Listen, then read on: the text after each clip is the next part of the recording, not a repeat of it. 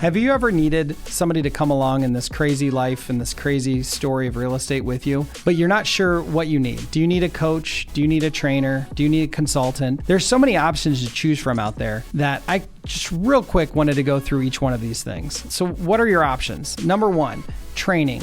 What does a trainer do? A trainer is somebody that's going to help you fill out the documentation. They're going to show you exactly step by step how to do the very basics in real estate. Once you're past that though, a trainer isn't what you need. You're probably going to need a coach. A coach is somebody who's going to help you self-discover your strengths and self-discover your weaknesses. They're going to set aside a plan in a formal, private, and safe environment, but a plan to hold you accountable. Before you get a coach, make sure that you're ready for that. Accountability is not something that everybody loves. It's similar to getting a personal fitness trainer, something I have decided I do not want. I don't want that accountability. However, if I had that accountability and if I had that desire, I'm sure that I would look much better at the beach this summer. Finally, after you've gone through having a trainer and a coach, you may just want a consultant. Now, a consultant is at the pinnacle of your career. A consultant is somebody that can listen to your challenges and then pair them with other challenges similar to yours that they've heard across the industry. From their vast experience, from their knowledge of managing and working with many, many other organizations